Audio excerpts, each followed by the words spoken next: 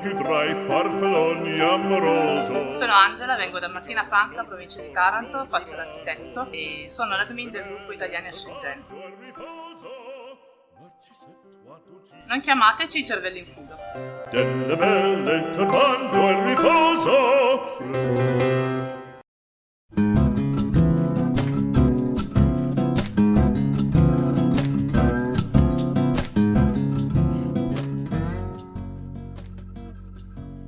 Questo è l'oggetto che vi rappresenta, perché quando i miei colleghi mi fanno arrabbiare e non mi capiscono, io faccio così e loro immediatamente intuiscono le mie intenzioni.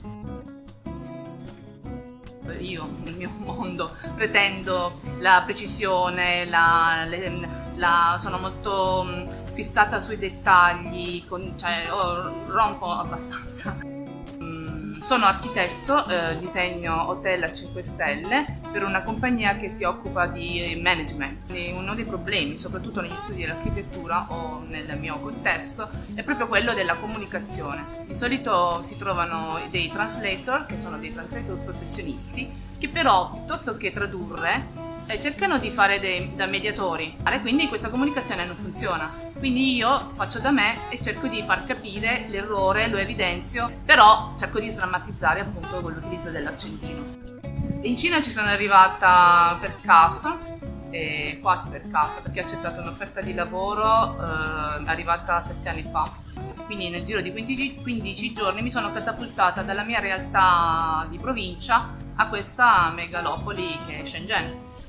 Questo ha cambiato tutto il senso della mia vita, perché non mi aspettavo di trovare una città così evoluta. L'impatto è stato traumatico, la mia vita dipendeva dalla translator ed è ogni gesto della vita quotidiana, dal più semplice, quale può essere prendere la metro o andarsi a procurare del cibo, erano veramente difficili e quindi la mia vita è stata veramente molto difficile, sono stata veramente messa alla prova i primi mesi di vita a Shenzhen. Poi c'era l'unico bar dove magari andavo il venerdì sera e lì riuscivo a incontrare quei 4 stranieri che vivevano a Shenzhen. Fortunatamente qualche anno dopo hanno introdotto l'obbligo dello studio dell'inglese nelle scuole e quindi sono arrivate ondate di insegnanti di inglese, quindi ondate di stranieri e della vita ha preso un altro tipo di piega, insomma.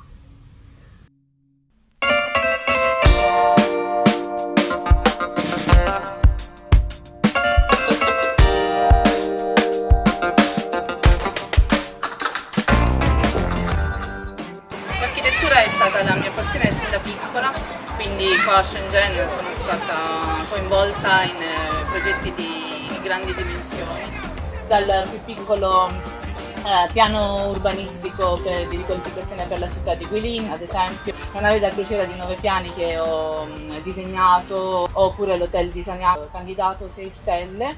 La differenza che c'è con il lavoro che ho svolto in Italia precedentemente è appunto l'importanza del mio incarico professionale all'interno dell'azienda. Sono la figura chiave, la persona che va a incontrare il cliente, va a presentare il progetto. Apprezzo molto la fiducia che il mio capo mi dà ogni volta che mi affida un incarico, anche se è un progetto grosso e complesso.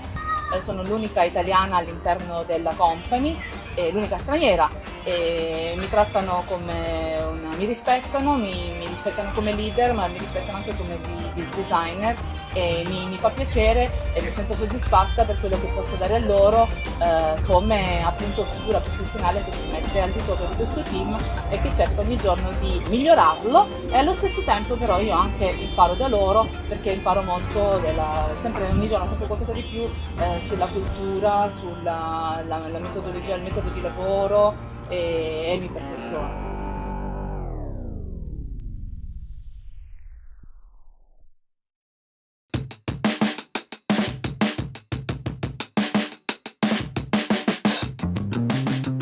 Shenzhen è una città che è stata fondata in soli 40 anni, immensa, piena di tanti abitanti, è una vita frenetica, tutti sono concentrati sul lavoro e poco sul prossimo, quindi è ostile.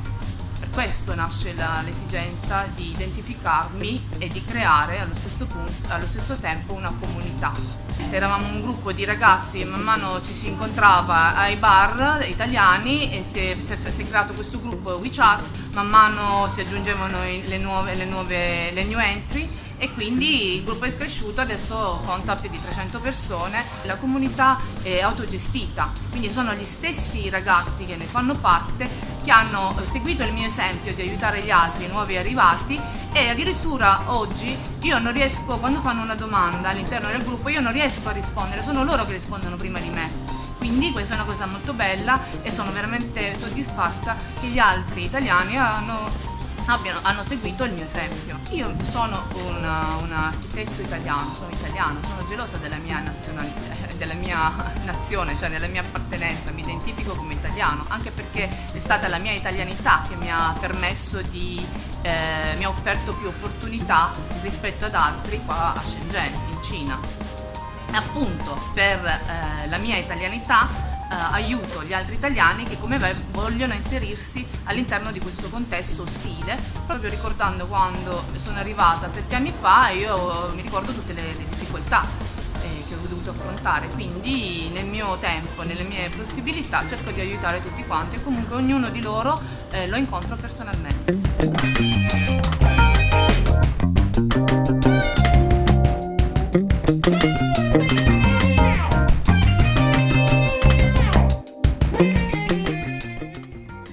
I cinesi sono pigri, lo voglio dire a tutti, e ci provano con qualunque mezzo per evitare il lavoro. Addirittura si ritagliano un'ora di riposino pomeridiano durante le ore lavorative.